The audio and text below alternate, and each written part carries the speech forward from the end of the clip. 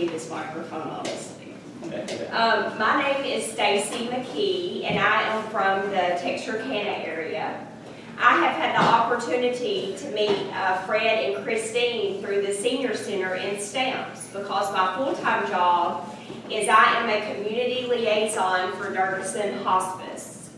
And my job is I go out and educate people about the opportunities and the different things that hospice has to offer families.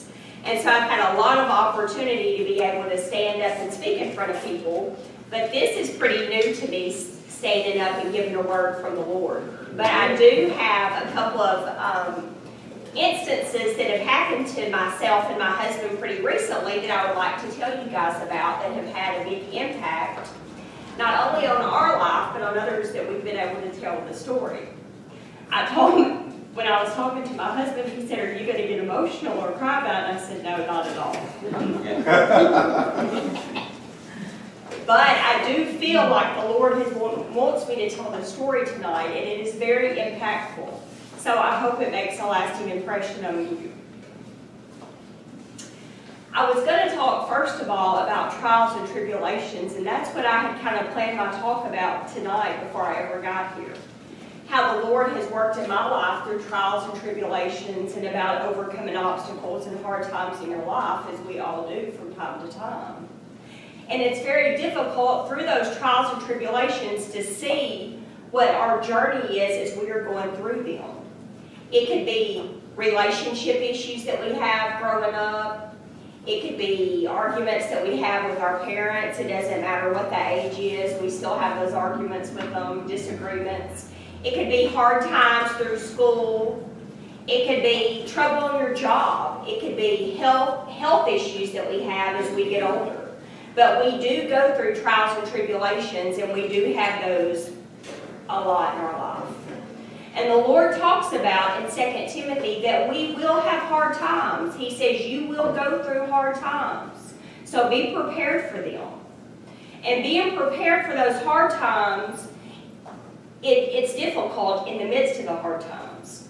But during those hard times, we need to be prepared so that we're not trying to prepare in the middle of the hard time. So in your hard times, you need to stay prayed up, and that is very important in our life. It doesn't matter how old we are. Prayer is very vital for us to make it from day to day. Amen. And the more we pray, the more we get familiar with God's voice. And you know, if my husband and I, if we decided to go eat at a restaurant but didn't know each other were going, and I heard him laughing across the restaurant, I'd say, "Oh my goodness, that's my husband. How did he get to this restaurant and I not know about it?" Because I recognize his voice. Pretty loud. But let's say that one of you that I have not spoke with, but very briefly, we were in the restaurant and I heard you speaking, and it really didn't get my attention because I'm not familiar with your voice. Well, a lot of times the Lord talks to us and we don't recognize it because we haven't spent time getting to be familiar with Him. And He wants to talk to each one of us as we are friends. He wants to have a deep, intimate relationship with us. It is important to Him. How we have a best friend that we can tell our innermost, darkest secrets to. Well, He wants to be that friend to us.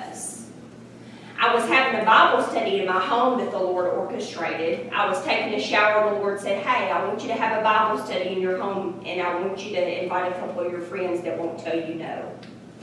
Well, I mulled on it for a couple of days, and I was like, I don't really know if I'm going to be able to have a Bible study in my home. I mean, I don't even know what I'm going to talk about. And so He said, "Invite 2 of your friends," and He told me again, and I heard Him as plain as I hear us in here talking. So I went ahead and called up 2 friends that I knew wouldn't tell me no, and I said, "Would y'all be interested in coming to my house for a Bible study?" They said, "We would love to come." I was like, "All right, we all come on. I don't know what we're going to talk about, but come on over." And so now, several months into the Bible study, I have several more people that are coming, and I even have a lady that is starting in Detroit, Michigan. And so be obedient in the small things that the Lord tells you to do because He is preparing you for bigger things in your life. It could be very small things. It could be huge things. But to the Lord, they're all important. So don't think for a second the little things that you are thinking, oh, well, that's just very small. It's not important because everything in our life fits together like a puzzle piece. And every person that comes into our life is part of that puzzle piece. Whether they are there to stay, whether they're there to introduce other people, but they are important to us. So with that being said, I wanted to tell you a little story kind of about what happened to us a couple of years ago this past January. And it really opened my eyes up to being more in tune to the Lord's voice. Because when He speaks to you, I promise you will know it. He doesn't have to scream, He doesn't have to yell, He doesn't have to get deep. It's a very calm voice, but you know with authority that it's Him speaking. So my husband and I were going to meet up in town so that we could go eat. And I was going to go on to a Bible study that night, and he was going to go home. So we met at a location that we never would really meet at. He works in Ashdown, and I work all over, and so we were going to meet at this location. And I said, leave your vehicle there, and you can just jump in with me, and we'll get on over there, and we'll eat, and then I'll get back to my Bible study. He said, okay, that sounds good. So we did that.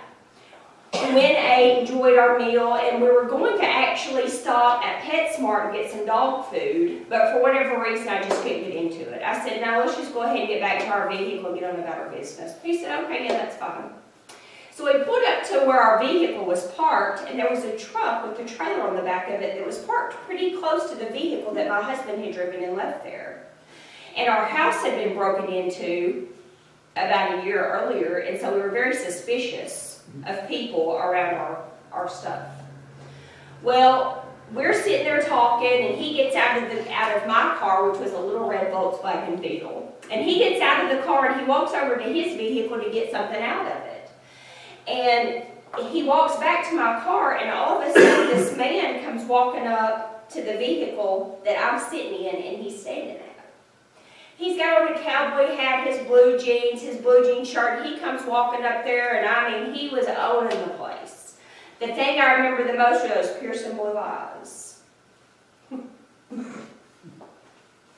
So he walked up there to us.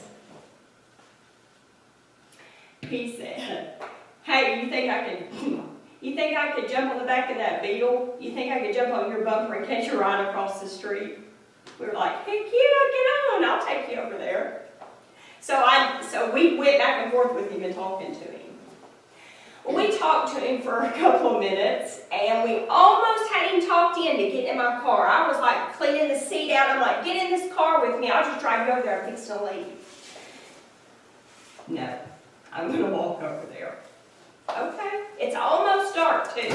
He's got 5 lanes of traffic he's got to cross. And he's going to the place that's across this busy highway. So my husband and I are sitting here and we're talking to him, and this whole thing takes like 5 minutes. Well, after a couple of minutes, he tells my husband that he's going to go ahead and cross the street, and he doesn't want me to carry him.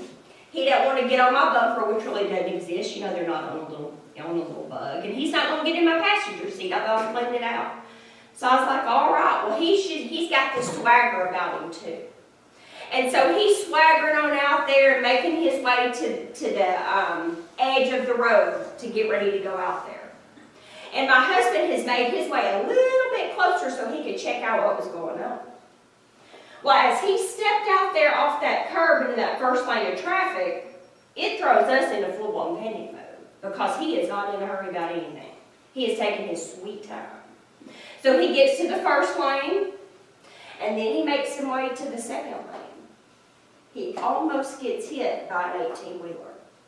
Well, my husband is screaming, and I'm in the car just watching, holding on to the steering wheel in full-blown panic. And I'm thinking, oh my God, please let's just tackle this man. I mean, my husband's a pretty big guy. And so I'm like, let's just tackle this man and throw him in this vehicle to get him across the street, right?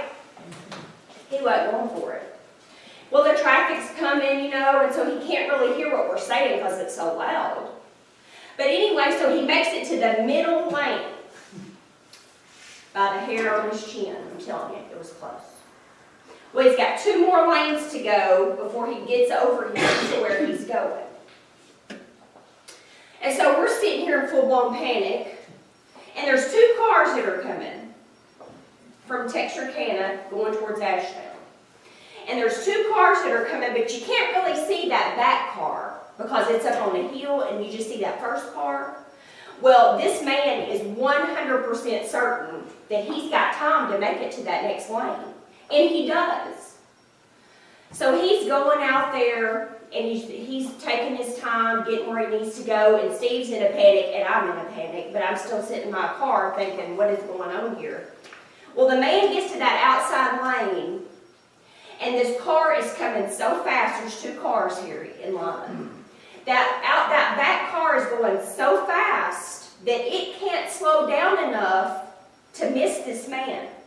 The first car misses him and comes to a halting stop, like screech. The next car can't stop, and so they just go on that outside lane to go around. Well, when they went on the outside lane, this man stepped out and it hit him. And I'll never forget it. It drug him down that highway. My husband was in a panic mode, and I sure was in a panic mode. And I'm telling you, it wasn't just the visual that got me. It was the sound.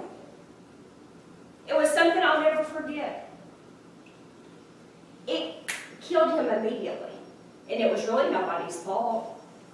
The first car was minding his own business and going home down the highway.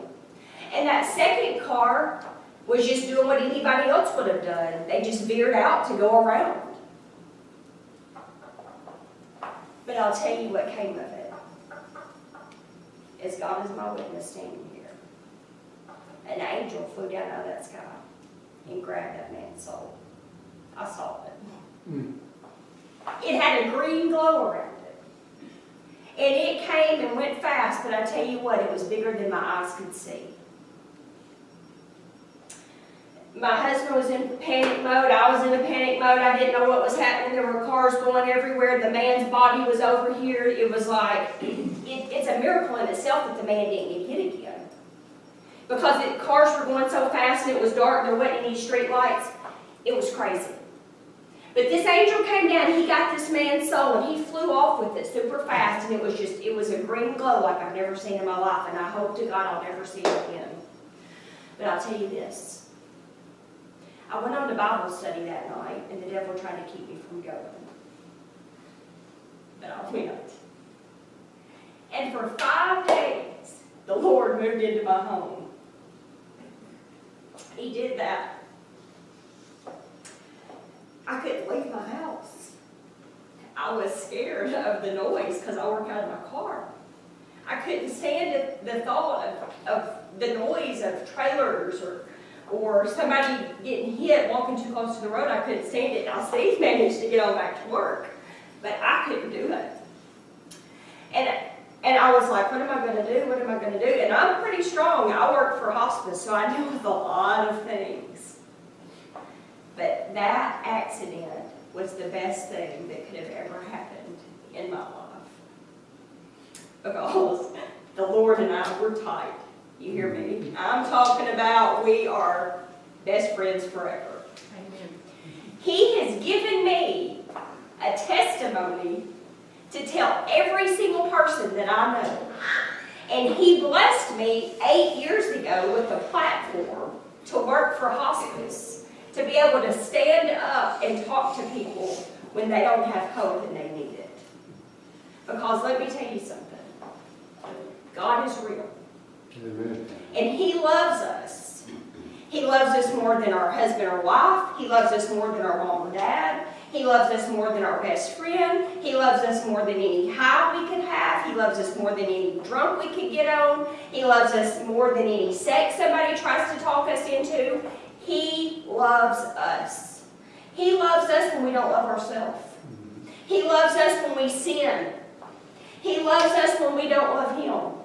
He loves us like I cannot explain. It is a deep-rooted love. You know, like when your friend gets mad at you and you kind of hold it against him and you don't talk to him for a little bit?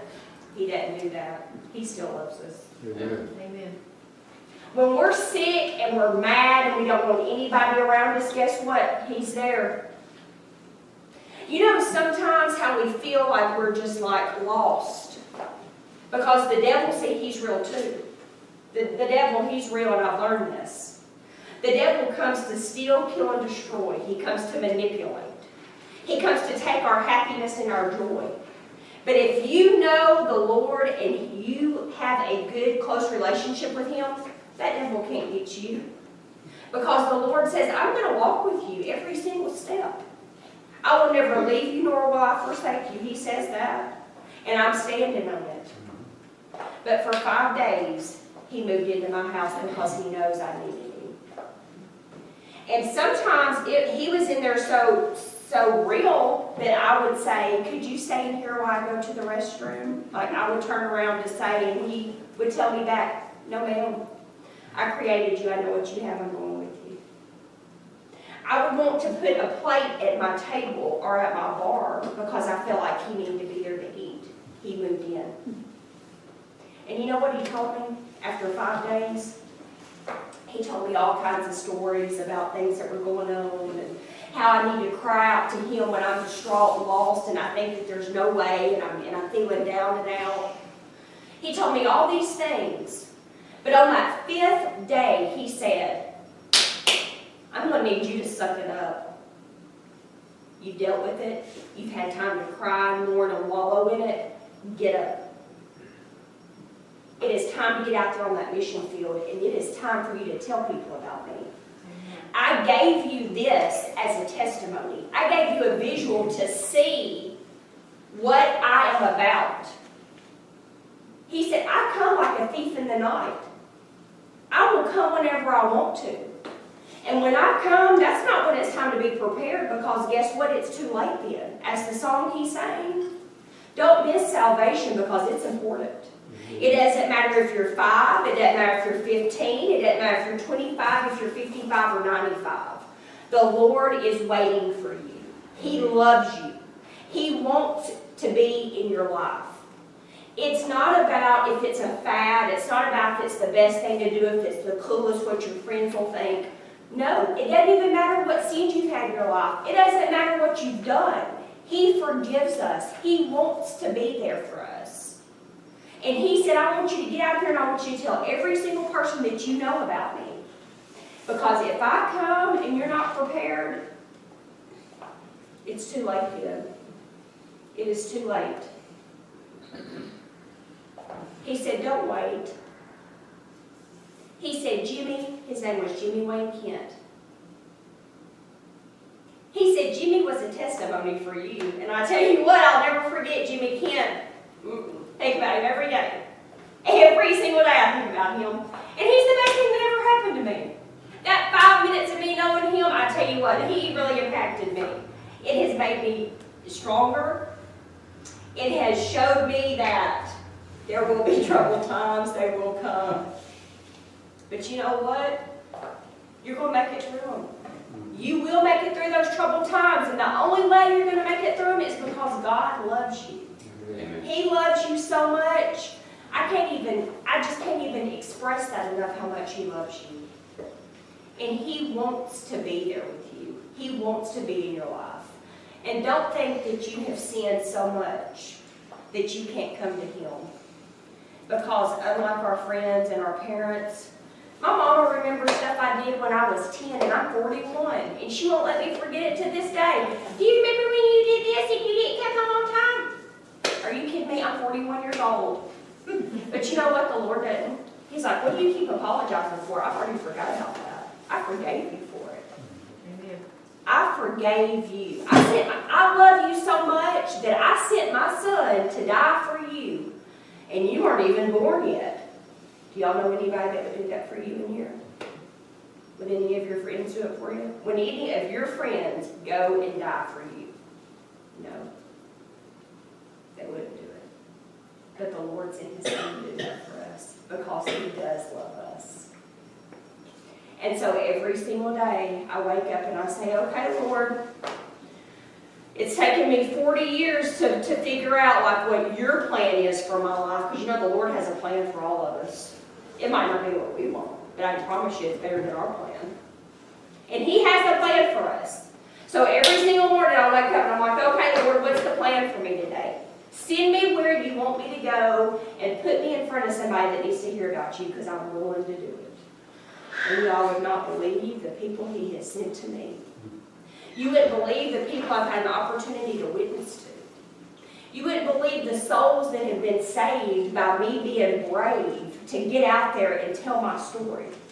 By me not crumbling under those trials and tribulations, but turning to the Lord and knowing, hey, I got your back. And it's okay if you stand up there and cry about it. It's not that big of a deal. Go ahead, cry. Cry for Jimmy. But don't falter and don't fall down, because when it comes time for those big tribulations, when it comes time for the big war that I'm sending you out there for, you're going to be strong because you withstood the small ones. So be ready for those big storms. And just know that God does love you. And I thank you for your time. Thank you, amen. Thank you.